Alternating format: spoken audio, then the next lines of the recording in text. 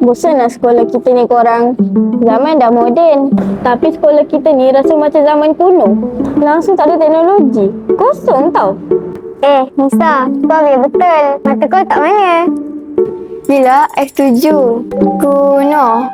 Ya, tengoklah. Mana ada robot, mana ada kereta terbang. Kuno kau kata. Smartboard tu teknologi. Laptop ni pun teknologi. Itu semua alat elektronik. Maksud aku, benda hebat-hebat lah. Setakat alat-alat elektronik tu, kat rumah I pun ada. Tak adalah canggih mana pun teknologi sekolah kita.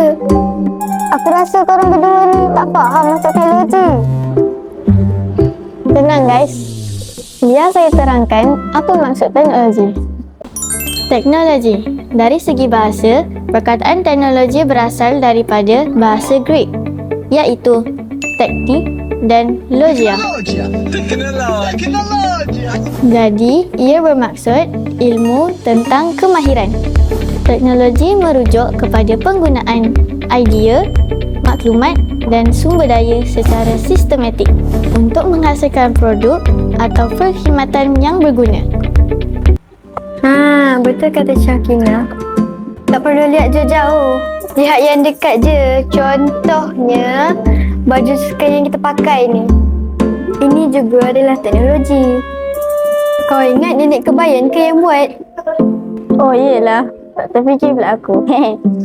Tudung ni pun teknologi jugalah, you all. Ya, semuanya teknologi. Wah, kalau fikir macam tu, memang kita dikelilingi teknologi lah ya? Tepat sekali. Dah, jom fokus. Cikgu dah nak masuk. Di tengah dunia yang semakin berkembang pesat, pendidikan negara terus mengadaptasi untuk memenuhi keperluan generasi masa kini.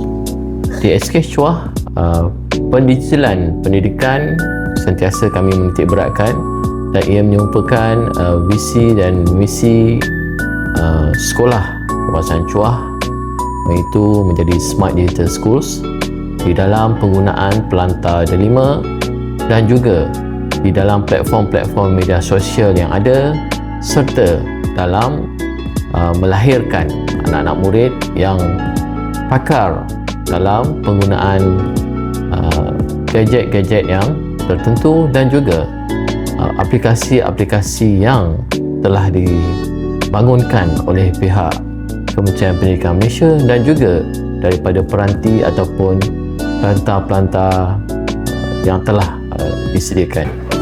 Salah satu perubahan terbesar yang berlaku adalah pemerkasan teknologi semasa dalam proses pembelajaran. Ini sejajar dengan apa yang dikatakan oleh Yang Amat Berhormat PMX Datuk Seri Anwar Ibrahim.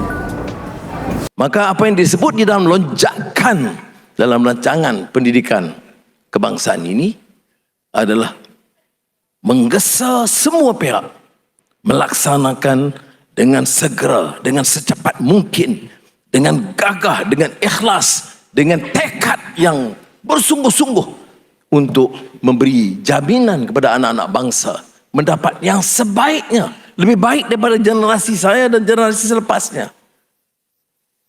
Apa itu teknologi baru? Apa itu transformasi digital dan AI? Terdapat banyak contoh teknologi di sekolah kita yang memperkasa pelajaran. Adakah kita sedar?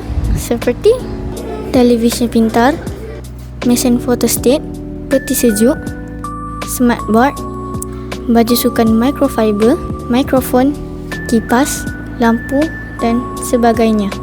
Bayangkan jika semua teknologi ini tidak dimiliki. Pasti pembelajaran kita akan terganggu, lambat dan terkebelakang. Pendidikan tidak lagi terbatas pada halaman buku semata-mata. Teknologi, khususnya bahan digital, telah membuka pengalaman baru dalam pengajaran dan pembelajaran. Ini semua menjadikan pendidikan lebih menarik, bermutu interaktif dan mudah diakses oleh semua. Saya Nur Alia Syakina melaporkan untuk Chuah TV. Ilmu di hati, teknologi memperkasa generasi. Bye-bye.